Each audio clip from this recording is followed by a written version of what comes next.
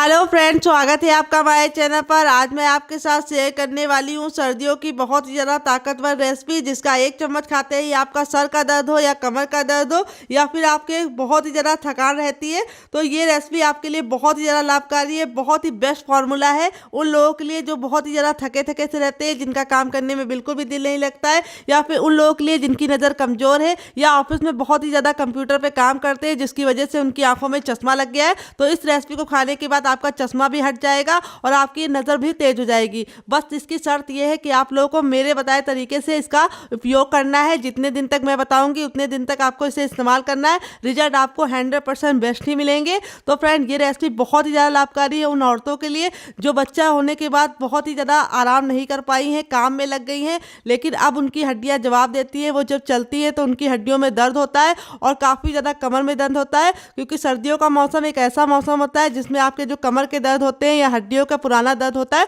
वो वापस आ जाता है। क्योंकि गर्मी के मौसम में खून का जो दौरान होता है वो बराबर चलता रहता है, तो उसमें आपको पता नहीं चलता है, लेकिन जैसे ही सर्दी आती है ये प्रॉब्लम आपको उभर के सामने आ जाती है। तो ये रेसिपी आप उन बच्चों को भी दे सकते हैं जो इन सर्दियों में ऑफिस जा रहे हैं या फिर स्कूल जा रहे हैं, वो भी इसको खा के अपने शरीर को गर्माहट दे सकते हैं। क्योंकि बहुत ज़्यादा कपड़े पहन के जाने से सर्दी से आप नहीं बच सकते जब तक कि आपकी बॉडी अंदर से हीट नहीं होती है। तो ये रेसिपी बहुत ज़्यादा लाभकारी है, आपको एक बार जरूर ट्राई करना है। और रेसिपी जरा भी पसंद आए तो प्लीज़ रेसिपी को एक लाइक देके मुझे मोटिवेट कीजिएगा और नई रेसिपी बनाने के लिए।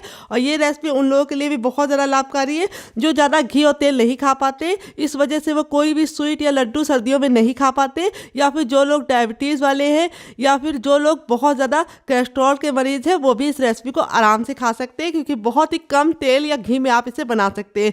तेल में भी बना सकते हैं, लेकिन घी में जो इसका रिजल्ट आता है वो बेस्ट होता है। क्योंकि घी का जो फैट होता है वो गुड फैट होता है और वो आपकी हड्डियों को मजबूती भी देता है और अच्छे सी स्किन में शाइन भी आता है। अगर आपके बाल झड़ रहे तो आप इस रेसिपी को जरूर खाइएगा, ये बहुत ज़्यादा लाभकारी है। तो फ्रेंड, यहाँ पे देखिए मैंने क्या लिया है। यहाँ पे मैंने लिया है सफ़ेद तिल, जिसमें पाया जाता है बहुत सारा कैल्शियम और जिंक, प्रोटीन, आयरन, फाइबर और हेल्दी फैट, जो आपके शरीर की हड्डियों को मजबूती देने के साथ साथ आपके शरीर को गर्माहट देता है। क्योंकि जो तिल की तासीर होती है वो गर्म होती है और इसका सेवन करने से आपको महंगी महंगी दवाइयाँ जो खरीद के लेके आते हैं उससे भी निजात मिलेगी। अगर आपकी हड्डियाँ कमज़ोर हो गई और डॉक्टर ने आपको कैल्शियम की दवा लिखी है तो आप इस तरह से दवाइयों को यूज़ मत कीजिए, लाखों रुपये बर्बाद मत कीजिए। आप इस तरह से हमारी इस रेसिपी को बना के एंजॉय कीजिए। आपको 1 महीने के बाद ही इसका फ़र्क महसूस होगा कि आपकी हड्डियाँ मजबूत हो गई और आपको काफ़ी ज़्यादा एनर्जी महसूस हो रही है। यहाँ पे देखिए मैंने क्या लिया। यहाँ पे मैंने लिया है गोंद।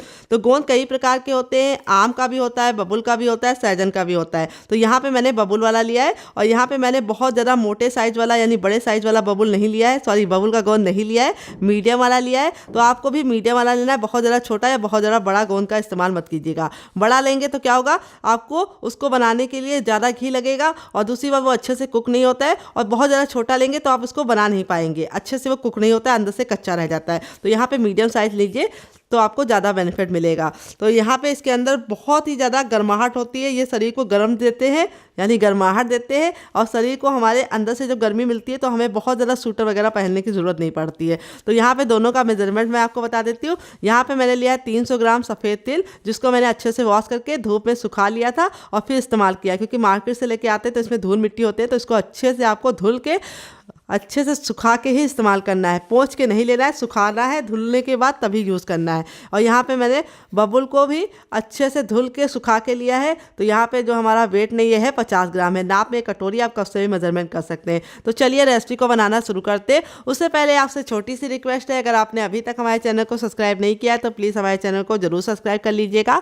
साथ ही नोटिफिकेशन बेल को ऑन कीजिए ताकि जैसे वीडियो अपलोड करूँ आपको नोटिफिकेशन मिल पाए सबसे पहले और आप हमारी आसान रेसिपी का फ़ायदा उठा पाए सबसे पहले। तो चलिए बनाना शुरू करते हैं। तो फ्रेंड, आगे गैस की तरफ यहाँ पे देखिए मैंने एक कढ़ाई ली। आप चाहे तो इसकी जगह पे कोई और बर्तन भी ले सकते हैं। जो भी बर्तन लीजिए थोड़ा सा भारी और इस तरह से फैला हुआ लीजिए। अब यहाँ पे बर्तन को मैंने अच्छे से गर्म कर लिया। अब इसमें हमें कोई भी घी या तेल की ज़रूरत नहीं है। हम इसको अच्छे से गर्म करने के बाद अब इसके अंदर अपना हम तिल ट्रांसफ़र कर देंगे। तो यहाँ पे तिल को हमें एक ही बार में सारा का सारा डाल देना है और यहाँ पे हम धीमी आंच पर इसको अच्छे से भूनेंगे ताकि जो तिल का कलर है वो बिल्कुल अच्छे से निकल आए। तो यहाँ पे हमारा थोड़ा सा गोंद भी इसके ऊपर गिर गया था, तो कोई बात नहीं, वो भी अच्छे से भुन जाएगा। तो यहाँ पे हमें धीमी धीमी आंच पे अच्छे से इसको भूनना है, ताकि जो तिल का कच्चापन है वो निकल जाए और बहुत ही अच्छी से तिल हमारा भुन जाए और बहुत ही प्यारी सी खुशबू आने लगे। तो तिल को भूनना बहुत ही ज़रूरी है, इसी से हमारा जो टेस्ट है बिल्कुल अच्छे से निकल के आएगा। और जब हम इसको यूज़ करेंगे तो तिल को हमें खाने में बिल्कुल भी दिक्कत नहीं होगी, दांतों में बिल्कुल भी चिपकेगा नहीं। तो यहाँ पे हमें धीमी धीमी आंच पर इसको कंटिन्यू चलाते हुए भूनना है, या फिर इसको हमें तेज आंच पे भूनना है तो भी ख्याल रखना है कि इसको हमें कंटिन्यू चलाना है। बहुत ज़्यादा फुल आंच पे आप मत भूनिएगा, धीमी आंच पे भूनेंगे तो थोड़ा टाइम ज़्यादा लगेगा, मीडियम आंच पे भूनेंगे तो 1 से 2 मिनट के अंदर ही हमारा तिल अच्छे से भुन जाएगा। तो अगर आपकी फैमिली बड़ी है तो आप इसको ज़्यादा अमाउंट में बना सकते हैं। तो यहाँ पे मैं बनाऊँगी इतने अमाउंट में कि इसको पूरा 1 महीना में एंजॉय कर पाऊँ। तो यहाँ पे देखिए तिल का कलर बातों ही बातों में चेंज होना शुरू हो गया है। अभी इसको और अच्छे से भूनेंगे, फिर आपसे मिलते हैं। तो फ्रेंड यहाँ पे देखिए 2 मिनट हो चुका है हमारे तिल को भूनते हुए। तिल हमारा बिल्कुल अच्छे से भुन गया है, इसका कलर चेंज हो गया है। बहुत ज़्यादा इसको काला या लाल नहीं करना है, बस इसका कलर चेंज हो जाए और इसका कच्चापन निकल जाए और अच्छे से हमारा तिल हल्का सा फूल जाए। तो यहाँ पे देखिए बिल्कुल अच्छे से ये हमारा हो गया है। तो फ्रेंड आप हमारी ये मज़ेदार सी रेसिपी कहाँ से देख रहे हैं, जल्दी से कमेंट बॉक्स में कमेंट करके बताइए और साथ में जगह का नाम लिखना मत भूलिएगा, ताकि हम आपको थैंक्स बोल पाएँ। अब हम क्या करेंगे, इसको ट्रांसफ़र कर लेंगे एक बर्तन में और ठंडा होने के लिए रख देंगे साइड में। और अब हम वापस से इसको गरम कर लेंगे और जब ये गरम हो जाएगा तब इसके अंदर हम अपना 1 चम्मच घी ट्रांसफ़र करेंगे। तो घी आपका घर का होना चाहिए तो ज़्यादा अच्छा है। मार्केट वाला इस्तेमाल कर रहे हैं तो आप वो भी इस्तेमाल कर सकते हैं। अगर आपको घर में घी बनाने की रेसिपी चाहिए तो कमेंट बॉक्स में कमेंट करना, मैं आपके साथ शेयर करूंगी। तो यहाँ पे मैं देसी घी का इस्तेमाल कर रही हूँ, आपको भी देसी घी का इस्तेमाल करना है। अगर देसी घी नहीं है तो डालडे का इस्तेमाल मत कीजिए, उसकी जगह आप सरसों का तेल भी इस्तेमाल कर सकते हैं, वो भी अच्छा है। लेकिन जो घी होता है वो काफ़ी ज़्यादा लाभकारी होता है और बहुत ही अच्छे हमारे शरीर को शाइन देता है। तो अब इसके अंदर हम अपना गोंद डालेंगे, जो हमें एक साथ नहीं डालना है, थोड़ा थोड़ा सा इसको हमें डाल के अच्छे से कुक करना है। तो बहुत ही कम घी में आप गोंद को इस तरह से भून सकते हैं जैसे मैं भून रही हूँ। तो यहाँ पे जब इसको डालेंगे तो इस तरह से ये पकना शुरू हो जाएगा। ये देखिए कितने अच्छे से फूल रहा है। तो एक बार में थोड़ा डालिए, अच्छे से जब वो फूल जाए तभी दूसरा बैच डालिए। अगर आप इस तरह से भूनेंगे तो आपका रिजल्ट काफ़ी अच्छा आएगा।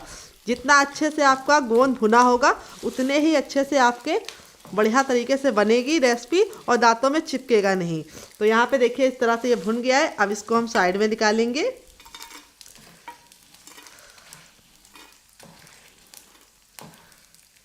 इस तरह से साइड में कर लीजिएगा ताकि जो घी है वो इसी में रहे।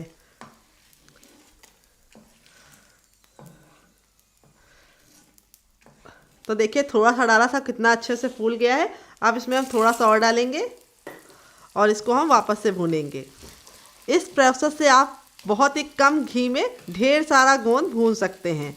बस आपको थोड़ा सा पेशेंस के साथ इस तरह से चलाते हुए भूनना है। मुश्किल से 1 से 2 मिनट के अंदर ही आपका सारा गोंद भुन जाएगा।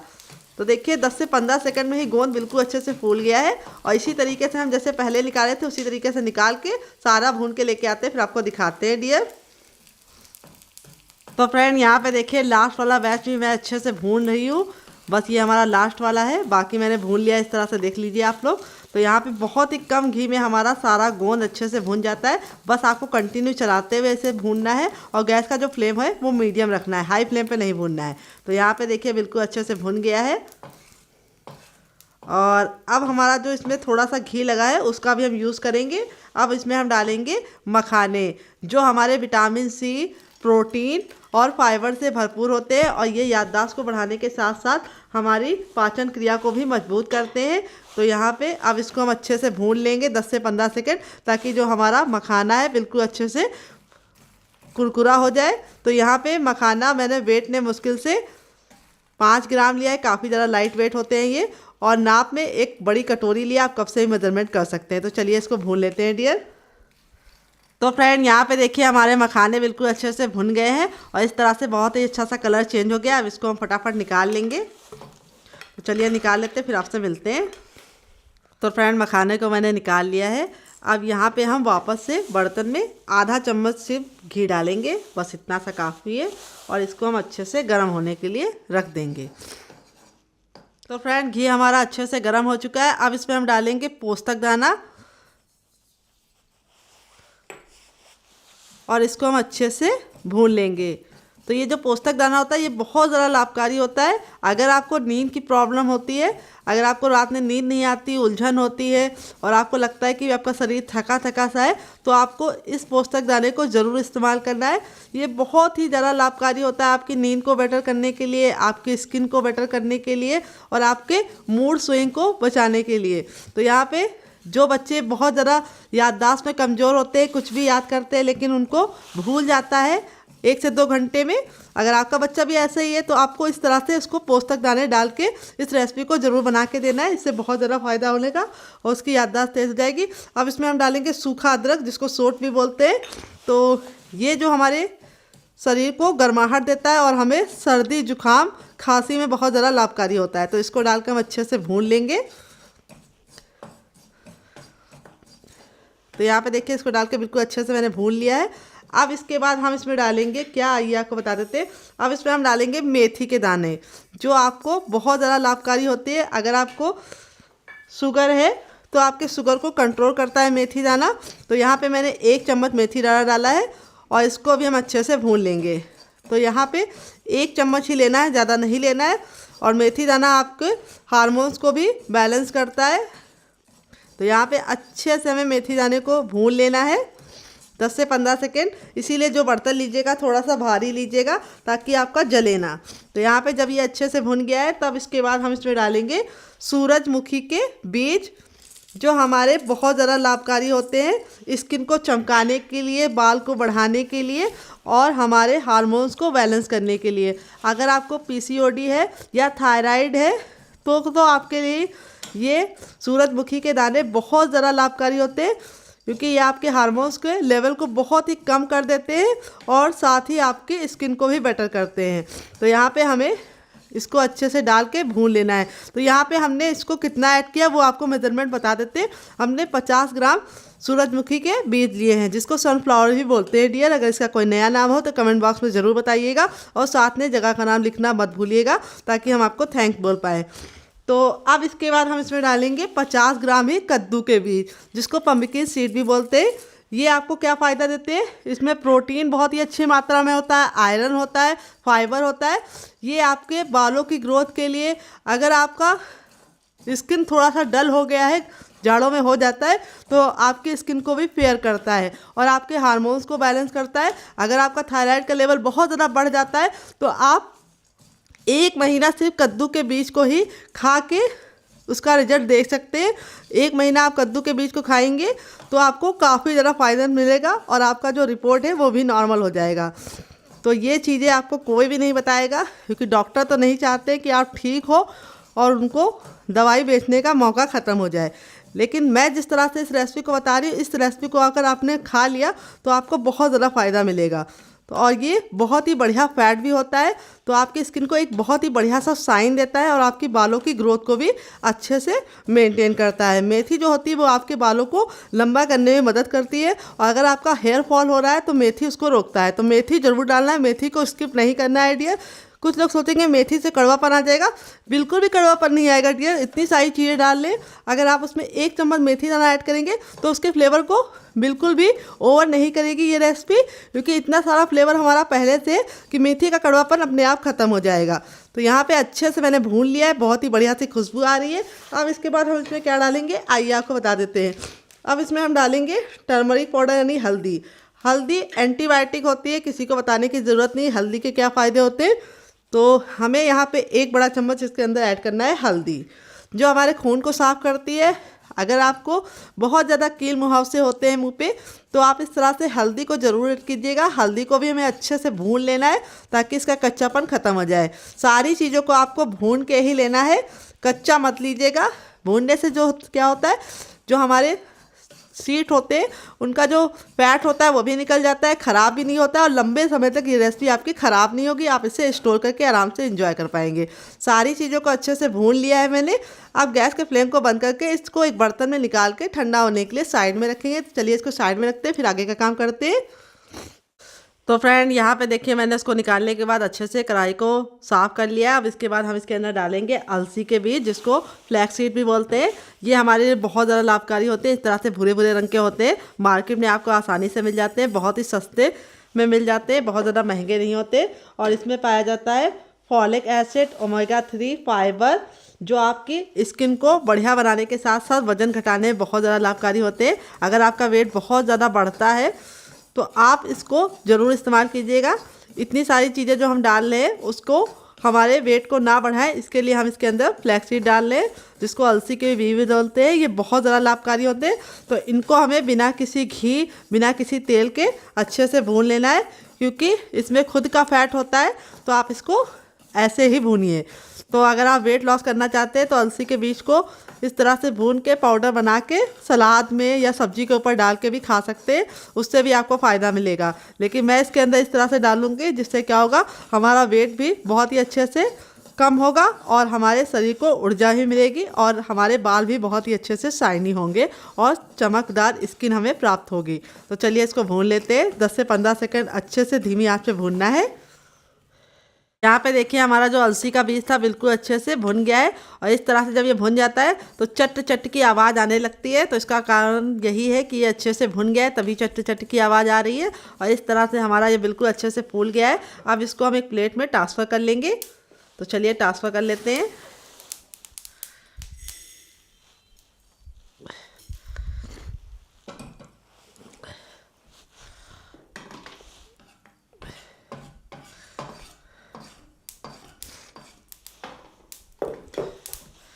तो देखिए कितनी उछल कूद कर रहे हैं। अब इसके बाद हम इसमें डालेंगे थोड़ा सा घी, आधा चम्मच तक। और अब इसके बाद हम इसमें डालेंगे अखरोट, जो क्या फ़ायदा करते हैं वो मैं आपको बता देती हूँ।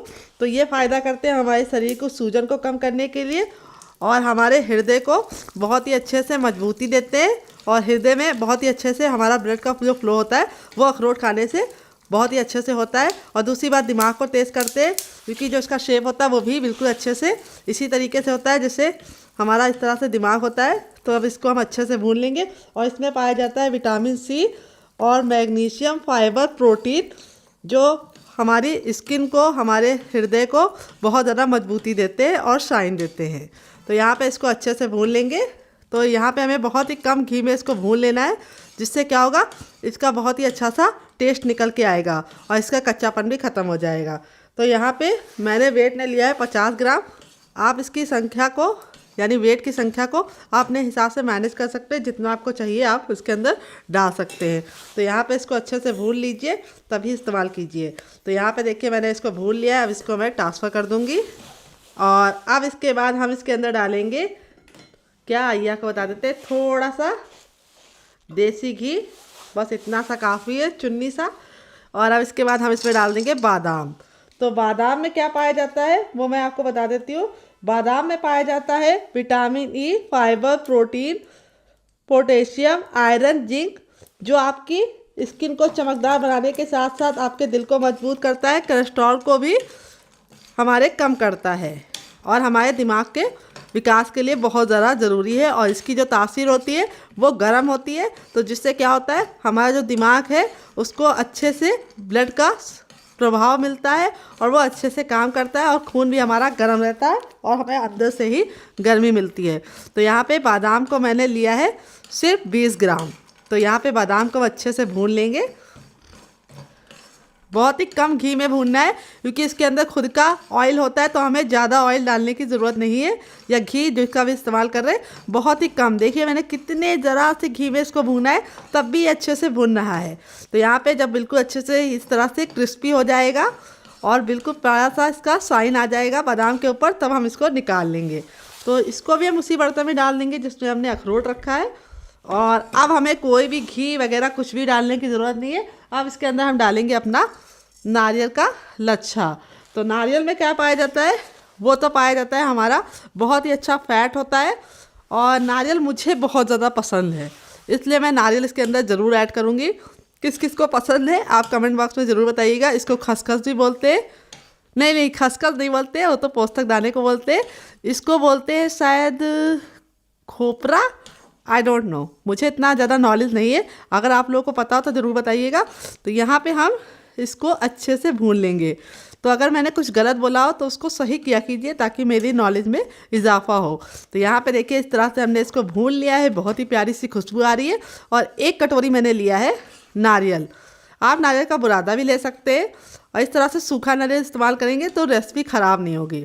तो ये भी अच्छे से भुन गया, अब इसको भी साइड में रखेंगे और आगे का काम करेंगे। तो फ्रेंड यहाँ पे देखिए मैंने कढ़ाई को अच्छे से गर्म कर लिया। अब इसमें हम 1 चम्मच देसी घी डालेंगे, बस 1 चम्मच डालना है, और इसको हमें अच्छे से गर्म होने के लिए छोड़ देना है। जब ये गर्म हो जाएगा तभी हम आगे का काम करेंगे। तो यहाँ पे देखिए घी को हमें अच्छे से गर्म कर लेना है इस तरह से। जब हमारा घी गर्म हो जाएगा तब इसके बाद हम इसमें क्या डालेंगे, हर किचन में मौजूद बेसन, मोटा महीन जो भी बेसन हो आप इस्तेमाल कर सकते हैं। तो यहाँ पे मैंने 1 छोटा कप लिया है, अगर आप कटोरी से मेजरमेंट करेंगे तो आधी कटोरी बेसन लिया है। बेसन को हमें घी में अच्छे से भून लेना है ताकि बेसन का जो कच्चापन है वो निकल जाए और बहुत ही अच्छी सी खुशबू आने लगे। तो यहाँ पर हमें धीमी धीमी आँच पर अच्छे से इसको भूनना है। इसीलिए जो बर्तन लीजिएगा थोड़ा सा मोटे तल्ले का लीजिएगा और फैला हुआ लीजिएगा ताकि आपको चलाने में बिल्कुल भी दिक्कत ना हो। अगर आपको लगे कि आप थक गए तो आप दूसरों की मदद ले सकते हैं, लेकिन आपको कंटिन्यू चलाते हुए इसे बेसन को भून लेना है। तो बेसन को भूनने में मुश्किल से 1 मिनट का ही टाइम लगेगा। मोटा महीन जो भी बेसन हो आप इस्तेमाल कर सकते हैं। बेसन डालने से बहुत ही ज़्यादा बढ़िया खुशबू भी आती है, टेस्ट भी आती है, और बहुत ही अच्छा सा सोना सा टेस्ट आता है। तो यहाँ पे बेसन को हमें अच्छे से भून लेना है। तो अगर आप बेसन नहीं यूज़ करना चाहते तो आप बेसन की जगह पे सूजी का भी इस्तेमाल कर सकते हैं, उसको भी आपको भून के लेना है। तो यहाँ पे देखिए बेसन हमारा बिल्कुल अच्छे से दानेदार भुन गया है और इस तरह से बहुत ही अच्छी सी खुशबू आ गई है। ना हमें इसको काला करना है ना ही लाल करना है, बस बेसन का कच्चापन निकल जाए इतना हमें इसको अच्छे से भूनना है। तो बेसन जब अच्छे से भुन जाएगा तब इसके बाद हम इसमें डालेंगे हर किचन में मौजूद गेहूं का आटा। ये वही आटा है जिससे हम लोग रोटी बनाते हैं, चपाती बनाते हैं। आटे को अच्छे से छान के लेना है। तो यहाँ पे आटा हमारा वेट में मुश्किल से 150 ग्राम है, और अब इसको हम अच्छे से भूनेंगे। तो यहाँ पे हमें आटे को तब तक भूनना है जब तक कि इसका जो कलर है बिल्कुल अच्छे से चेंज ना हो जाए। अभी जो आपको आटा सफ़ेद सफ़ेद लग रहा है ये बिल्कुल अच्छे से कलर चेंज कर दे तब तक आपको भूनना है। तो यहाँ पे आपको 3 से 4 मिनट का टाइम लगेगा इसको भूनने में। अगर आप थक गए हो तो अपने घर में किसी और की मदद ले लीजिए, लेकिन आटे को अच्छे से भूनिए। अगर आपका आटा कच्चा होगा तो डियर आपकी सारी मेहनत वेस्ट हो जाएगी और टेस्ट बिल्कुल भी नहीं आएगा। इसीलिए छोटी छोटी टिप एंड ट्रिक का ज़रूर फॉलो कीजिएगा, उससे आपका रिजल्ट काफ़ी अच्छा होगा। तो चलिए आटे को हम धीमी धीमी आंच पे अच्छे से भून लेते हैं, फिर आपसे मिलते हैं डियर। तो फ्रेंड यहाँ पे देखिए 5 मिनट के बाद आटा बिल्कुल अच्छे से भुन गया है। देख लीजिए इसका कलर चेंज हो चुका है। पहले आटे का कलर इस तरह से था एकदम वाइट, और आप देखिए आटे में डिफरेंट आपको समझ में आ रहा होगा। आटे का कलर बिल्कुल अच्छे से जब तक चेंज नहीं होगा तब तक आपको इसे भूनना है। अब इसके अंदर हम इसमें आधा चम्मच घी और ऐड करेंगे। अब आप लोग सोचेंगे किस लिए, इसलिए ऐड करेंगे ताकि जो हमारा रेसिपी है उसमें बहुत ही अच्छा सा शाइन आए और घी की बहुत ही प्यारी सी खुशबू आए। तो यहाँ पे अब हम घी को लास्ट में डाल देंगे, और अब हम गैस के फ्लेम को मीडियम कर सकते हैं। अभी तक हम लो फ्लेम के साथ काम कर रहे थे, अब हमें मीडियम फ्लेम पर कंटिन्यू चलाते हुए आटे को अच्छे से भून लेना है ताकि इसमें से बहुत ही अच्छी सी घी की सौंधी सौंधी सी खुशबू आए। तो घर के बने घी से बनाएंगे तो बहुत ही अच्छा सा खुशबू भी आएगी, टेस्ट भी आएगी। अगर आपको घी की रेसिपी चाहिए जैसे मैं बनाती हूँ, फटाफट में बन के तैयार हो जाता है घी, और निकालना भी बहुत ही आसान है। इस समय सर्दियों में क्या होता है, घी निकालना सबसे बड़ी टेढ़ी खीर है। अगर आपका दही जमा हुआ होता है और उसमें आप घी निकाल निकाल के परेशान हो जाते, नहीं निकलते, तो मैं आपको दूंगी ऐसी टिप जिससे आपका जो घी है मात्र 1 मिनट में ढेर सारा निकल जाएगा और बिना मेहनत के। तो उस टिप को जानने के लिए आपको कमेंट करना है ताकि मैं आपको बताऊं कि वो टिप क्या है जिससे आप घी फटाफट निकाल सकते हैं। तो यहाँ पे देखिए हमने इसको अच्छे से भून लिया है, बहुत ही अच्छा सा हमारा आटा भुन गया है, बहुत ही बढ़िया खुशबू आ रही है और बिल्कुल अच्छे से इस तरह से दानेदार हो गया है। अब इसको एक बर्तन में निकाल के ठंडा होने के लिए साइड में रखेंगे और दूसरा काम करेंगे। कढ़ाई को मैंने अच्छे से गर्म कर लिया। जब हमारी कढ़ाई गर्म हो जाएगी तब इसके अंदर हम 1 गिलास पानी डालेंगे और पानी को अच्छे से गर्म होने के लिए छोड़ देंगे। जब पानी में इस तरह से बबल आने लगेंगे तब इसके बाद हम इसके अंदर क्या ऐड करेंगे, हम इसके अंदर ऐड करेंगे आधा चम्मच घी, और आधा चम्मच घी डाल के हम इसको अच्छे से मेल्ट होने के लिए छोड़ देंगे। यहाँ पे देखिए घी हमारा मेल्ट होना शुरू हो गया है। जब हमारा घी मेल्ट हो जाएगा तब इसमें हम डालेंगे गुड़। तो यहाँ पे हम इसमें डाल रहे हैं 200 ग्राम तक गुड़। अगर आप चाहें तो इसकी जगह पे शुगर भी डाल सकते हैं, शक्कर भी डाल सकते हैं, जिसको चीनी ही बोलते हैं। अगर इसका कोई नया नाम हो शुगर का तो बताइएगा। तो यहाँ पे गुड़ डालने से क्या होगा, हमारा जो मीठा होगा वो नेचुरली होगा। और गुड़ बहुत ही ज़्यादा गर्म होता है, इसकी तासीर गर्म होती है और ये हमारे शरीर को काफ़ी ज़्यादा ऊर्जा प्रदान करता है। और इसमें बहुत सारा फाइबर पाया जाता है गुड़ में, और बहुत सारा आयरन पाया जाता है जो खून की कमी को भी दूर करता है। अगर आपको खून की कमी है तो आप थोड़ा सा गुड़ खाने के बाद खाएंगे तो आपका खून का लेवल अच्छे से बढ़ेगा। तो यहाँ पे अगर आप डायबिटीज़ के मरीज़ हैं तो आप शुगर फ्री भी इस्तेमाल कर सकते हैं। तो यहाँ पे देखिए गुड़ को मैंने 200 ग्राम डाला है वजन में, और अगर नाप में बताओ तो 1 कटोरी डाला है। अब इसको हम अच्छे से मेल्ट होने के लिए छोड़ देंगे। जब तक ये मेल्ट होगा तब तक हमें वेट करना है। तो फ्रेंड यहाँ पे देखिए गुड़ हमारा बिल्कुल अच्छे से मेल्ट हो चुका है। जब हमारा गुड़ अच्छे से मेल्ट हो जाएगा तब हम गैस के फ्लेम को हाई कर देंगे और हाई फ्लेम पे इसको हम घड़ी देख के 2 मिनट के लिए पकाएंगे, क्योंकि हमें इसका कोई भी तार नहीं रेडी करना है, ना 1 तार ना 2 तार। बस हमें गुड़ का कच्चापन निकालना है और उसको पका के इस तरह से इस्तेमाल करना है। देखिए इस तरह से हम इसको गिरा रहे तो इस तरह से एक धार में गिर रहा है, यानी गुड़ हमारा बिल्कुल अच्छे से पक गया है। अब इसको चेक करने का तरीका बताएंगे। इस तरह से आप एक कटोरी में पानी ले लीजिए और इस तरह से ड्रॉप डालिए। अगर ड्रॉप नीचे जम नहीं रही है तो समझ जाइए आपका परफेक्ट है। अगर वो जम रहा है तो समझ जाइए कि हमारा तार बन गया है। तो आपको क्या करना है, तुरंत ही इसके अंदर पानी ऐड कर देना है, उसको पतला कर लेना है।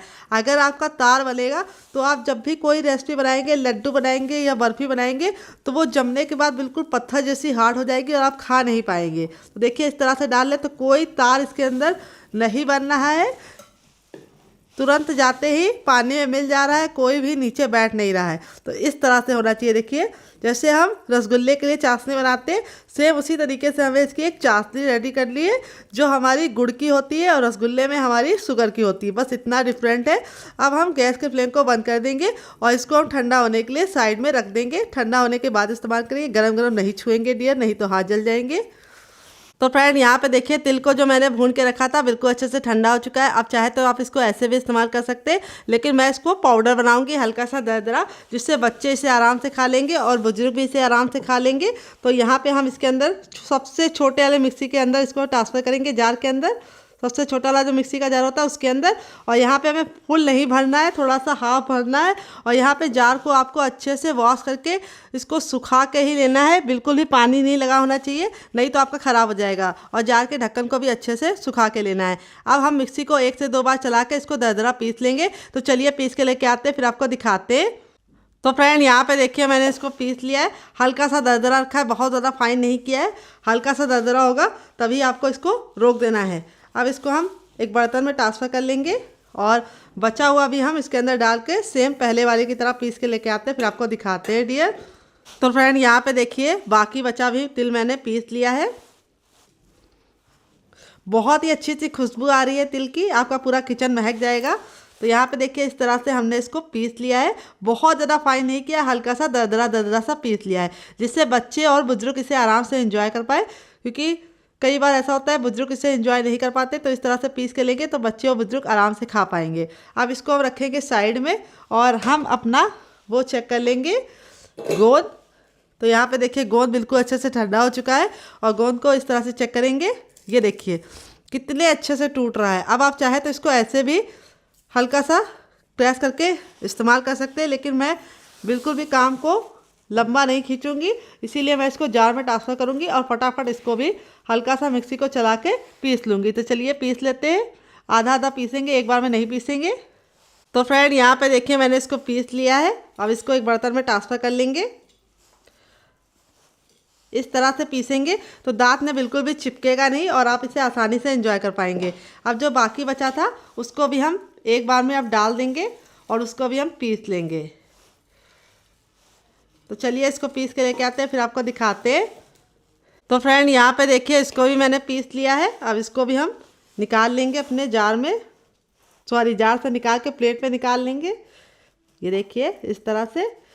और यहाँ पे ये बिल्कुल अच्छे से पिस गया है बढ़िया तरीके से। अब इसको हम रखेंगे साइड में और जो हमारे मखाने थे उसको हम इसके अंदर डाल देंगे और इसको भी हम पीस लेंगे।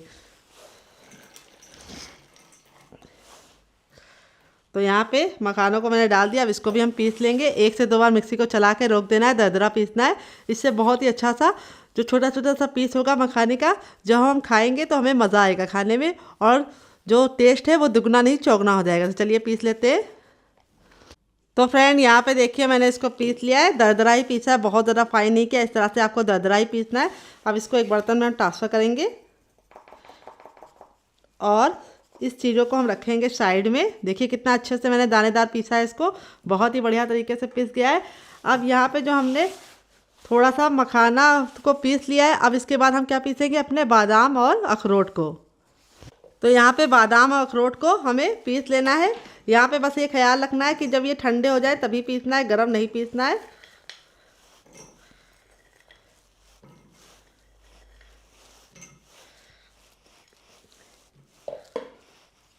और इसी में हम डाल देंगे अलसी के बीज भी। और अब इसको हम पीस लेंगे। तो चलिए पीस के लेके आते हैं, फिर आपको दिखाते हैं। यहाँ पे हमें मिक्सी को रोक रोक के इसे 2 से 3 बार में पीसना है ताकि अच्छे से दानेदार पीसे। तो फ्रेंड यहाँ पे देखिए इसको भी मैंने पीस लिया है। इस तरह से मैंने इसको दरदरा पीसा है, बहुत ज़्यादा फाइन नहीं पीसा है। अगर आप इसको इसमें 1-2 बादाम साबुत भी निकल जाते हैं तो उसको निकाल के अलग रख देना है, लेकिन इसको महीन नहीं पीसना है, इस तरह से दरदरा पीसना है। अब इसको एक बर्तन में ट्रांसफ़र करेंगे।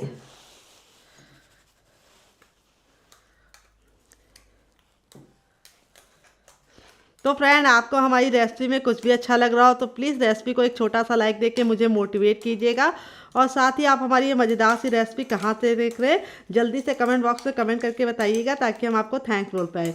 और रेसिपी को फैमिली एंड फ्रेंड के साथ ज़रूर शेयर कीजिएगा ताकि इस सर्दियों में सभी लोग इसका लाभ उठा पाएँ। तो यहाँ पर देखिए इस तरह से हमने इसको अच्छे से दरदरा पीस लिया। यहाँ पे देखिए एक बादाम मेरा भी साबुत रहेगा, इसको हम साइड में रखेंगे और बाद में इस्तेमाल कर लेंगे। लेकिन इसी तरीके से हमें पीसता है जैसे मैंने पीसा है। अब यहाँ पे जो ये ठंडा हो चुका था इसको हमें एक बार मिक्सी में डाल के सिर्फ एक बार मिक्सी को चला के रोक देना है।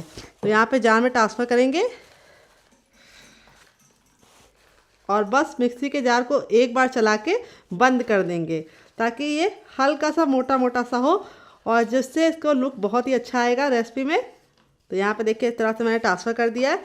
अब इसको हम कवर करके बिल्कुल अच्छे से इसको हम दरदरा सा मोटा मोटा सा बना के लेके आते हैं, फिर आपको दिखाते हैं। तो फ्रेंड यहाँ पे देखिए मैंने इसको पीस लिया है, इस तरह से दरदरा दरदरा सा पीस लिया है, हल्का सा मोटा मोटा सा। इस तरह से जब आप पीसेंगे तो बहुत ही अच्छा सा रिजल्ट आएगा।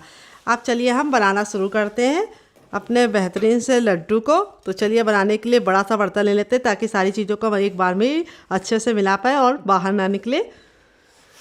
तो फ्रेंड यहाँ पे देखिए मैंने एक बड़े साइज़ की परात ले लिया है। आप जो भी बर्तन लीजिए थोड़ा सा बड़ा और फैला हुआ लीजिए। और दूसरी बात उसको अच्छे से सुखा के लीजिए, बिल्कुल भी गीला नहीं होना चाहिए। अब यहाँ पे सबसे पहले हम इसमें डालेंगे अपने मखाने जिसको मैंने भून के रखा था। फिर इसके बाद हम इसमें डालेंगे गोंद। फिर इसके बाद हम इसमें डालेंगे अपना तिल। ये देखिए इसी तरीके से आपको डालना है इसको। और अब हम सारी चीज़ों को हाथों से अच्छे से मिला लेंगे। तो ये काम आपको चम्मच से नहीं हाथों से ही करना है डियर। तो देखिए इस तरह से मिला लिया है। अब ये जो हमारा था ये हम डाल देंगे बादाम अखरोट और अलसी का पिसा हुआ पाउडर और इसको अच्छे से मिला लेंगे। सारी चीज़ों को हमें अच्छे से मिलाना है। तो फ्रेंड यहाँ पे देखिए बिल्कुल अच्छे से मिला लिया है। अब ये जो हमारा था जिसमें हमने सनफ्लावर सीड, कद्दू के बीज और बहुत सारी चीज़ें डाल के इसको पीसा था वो हम इसके अंदर ट्रांसफ़र करेंगे।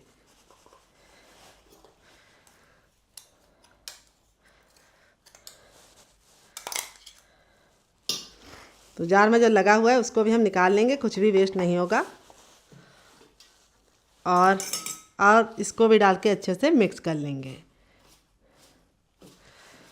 सारी चीज़ों को हमें अच्छे से मिक्स करना है ताकि फ्लेवर बिल्कुल बराबर से जाए हर जगह से। तो ये काम आपको हाथ ही से करना है। ये हो गया मिक्स। अब यहाँ पे जो हमारा आटा था जिसको हमने भून के रखा था, बेसन और आटा, इसको हम ट्रांसफ़र कर देंगे और इसको भी अच्छे से मिला लेंगे।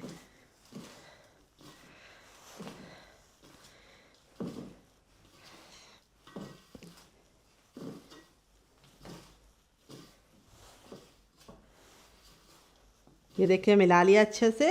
अब ये जो हमारा नारियल था इसको हम इसके अंदर डालेंगे और इसको भी अच्छे से मिक्स कर लेंगे। सारी चीज़ों को हमें इस तरह से मिक्स करके मिला देना है।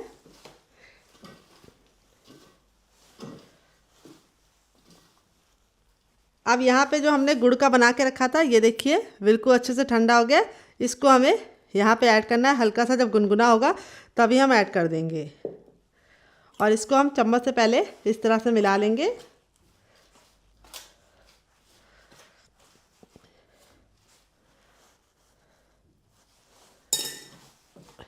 ये देखिए इस तरह से। तो जितने अमाउंट में मैंने बनाया है वो इसको परफेक्ट बाइंडिंग देगा, बिल्कुल भी कम नहीं पड़ेगा। अब आप चाहे तो इसको ऐसे ही डिब्बे में भर के 1 चम्मच दूध के साथ खा सकते हैं।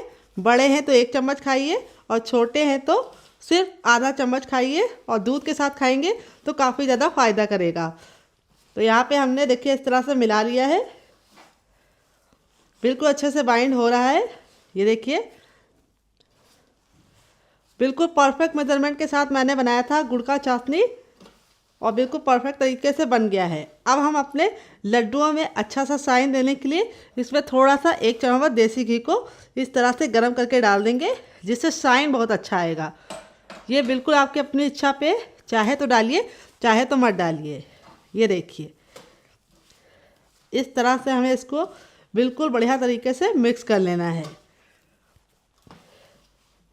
और इसके जो लड्डू बनते हैं वो इतने ज़रा सॉफ्ट बनते हैं, मुंह में जाते ही मेल्ट हो जाएंगे और बहुत ही बढ़िया सा स्वाद लेके आते हैं मुंह में।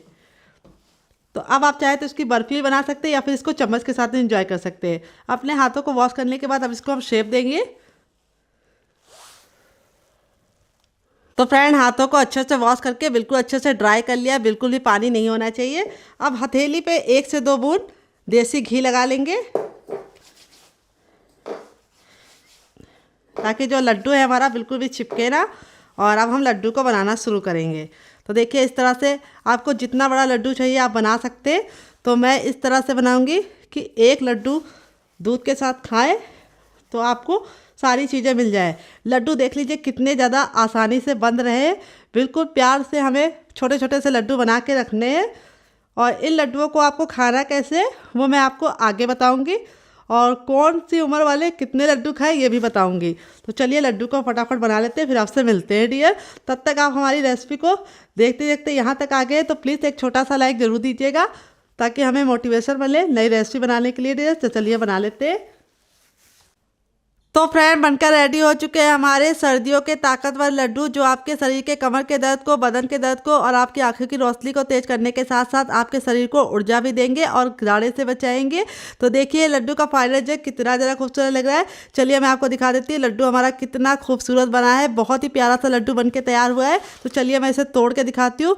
ये देखिए लड्डू हमारा बिल्कुल सॉफ्ट है, रुई जैसा, मक्खन जैसा, मुंह में जाते ही मेल्ट हो जाएगा। इसी तरीके का टेक्सचर आपका भी आएगा अगर आप मेरी बताई टिप एंड ट्रिक को फॉलो करेंगे। इस लड्डू को खाना कैसे है चलिए वो बता देती हूँ। अगर आप बड़े हैं, आपकी उम्र 25 साल से ऊपर की है तो आप 1 लड्डू सुबह 1 लड्डू शाम को खा सकते हैं दूध के साथ।